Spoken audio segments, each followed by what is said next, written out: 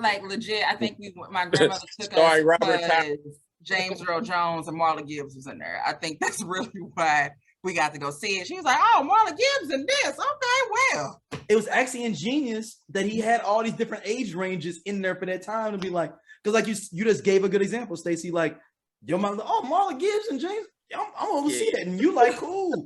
Another Bad Creation in there, and Naughty by Nature in Cypress Hill. I'm there.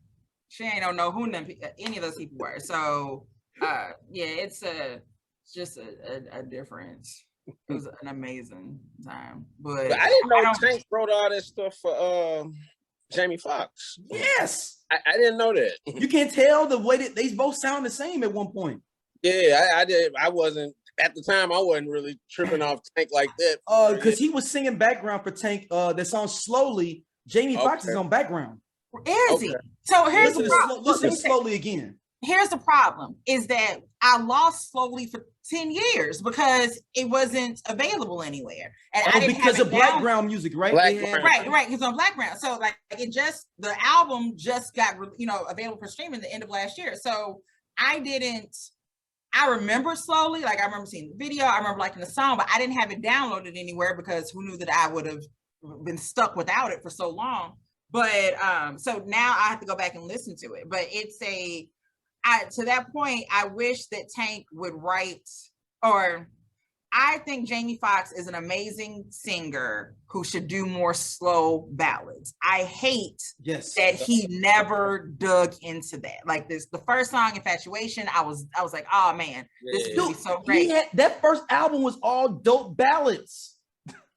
I hate that he just didn't stick with that. I hate that he wanted to blame it on the alcohol. Like that's even some of them songs he used to do on the sitcom when he was just kind of just fucking around. Like that's what, like, so right when he comes out with albums, that's what I'm looking for. I'm like, you have that voice to do it. And again, like I said, blame it on the alcohol is fine, but I don't want your whole album. That's not what I want for your whole album. Like I want that to be, throw it out as a single little kick it up a party song. Right, a little party song, but no. So but Tank might need to get some flowers.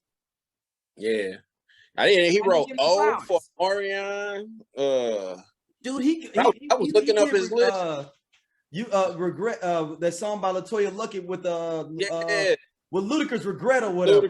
Yeah, I was like, oh shit, his pen game, nice. And he did this song lately from John B that I liked on that. It was like the 4 John B album that came out like 03, 04. That was dope. Like, yeah, I mean, but this is the thing, man, about some artists. Some people can't, like, I think, like if I ever interview Tank, and hopefully, he receives his email that I sent, I do want to ask him why he didn't dig into, somebody's got to figure out or dig into that Charlie Wilson lane for our age and get that money. Maybe it's Joe that's doing that. But Joe kind of stick to them ballads though.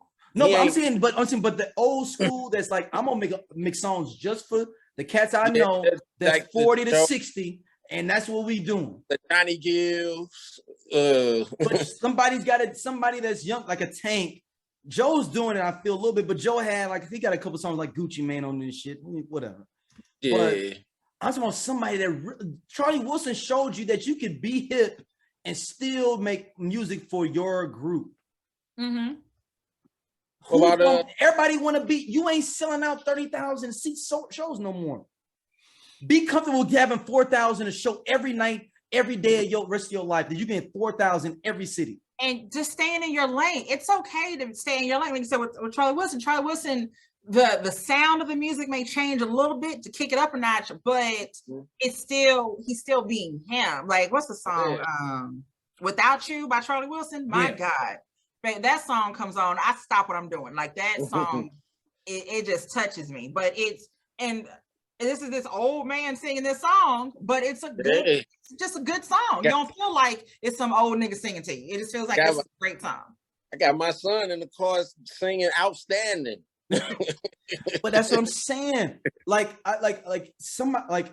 guess somebody, their ego always think, yo, I'm just one hit away from being like back. It be that. Yeah. There's Tank. I didn't know that Tank contributed to the musical score for Dreamgirls. Mm-hmm.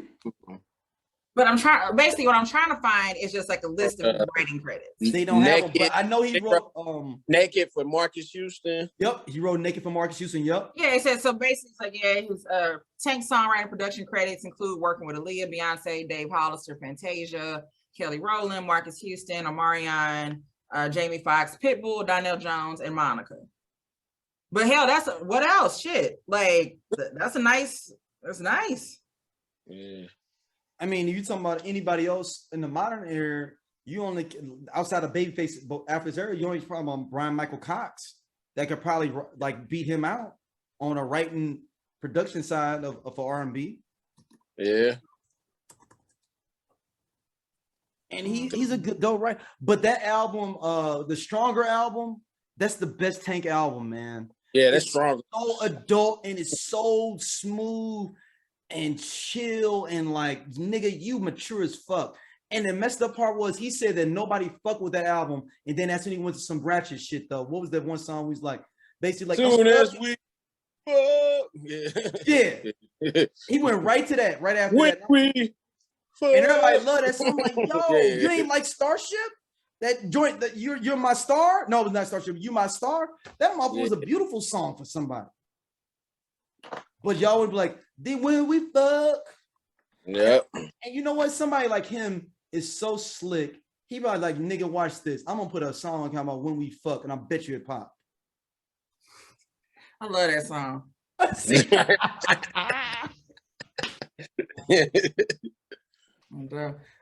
Like, look, I can't do fucking in my song R&B no more.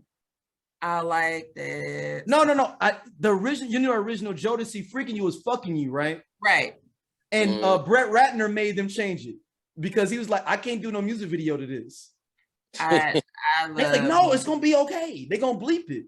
Look, I couldn't get slowly. I couldn't make love, so now I gotta fuck. Okay, like that's but a part of me wants to hear the demo version with that's where we every at, fucking night and every fucking day. Like a part of me was, I want the demo version of that.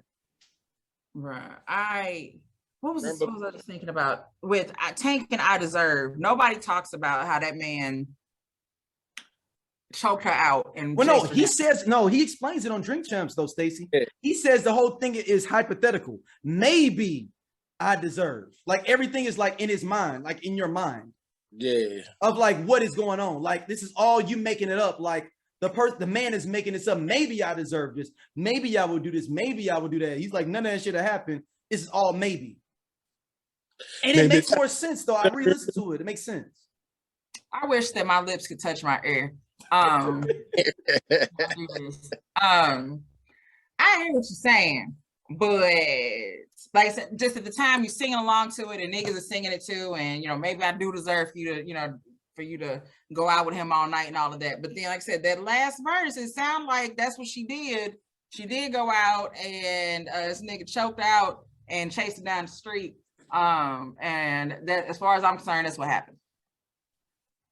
But this is all supposed to be in his head, unless it's revisionist, because he knew that somebody like you would be like, "Hey, on your song, you was beating on women." He's like, "Oh shit, we gotta change up this way this song." That's what I feel. I feel like somebody finally came to him and was like, "So let's talk about this song," because it just doesn't feel like it's a dream, right? Like it doesn't feel like these are grab you by your neck. Listen. That's all I'm saying. Like all the shit you put me through is I turn. That's all I'm saying. Look, and that video was just a black and white video, if I remember, and it was just him, just like it was a cheap video. Yeah, it was just him in like the white studio, and he just sang. And him just like he ain't put his hands around her neck or nothing, but hell, Slowly was just him in a booth, wasn't it? Like he just was in the studio. Yeah. Like, hey, sometimes you like as long as this cool ass Scott from the I Love 90s Music Podcast. Hit that subscribe button right now. Like it on the SOLC network. You finna get all the real deal on the 90s, the 2000s, and the splash of that 80s. Do it right now, man. And I'll be your friend.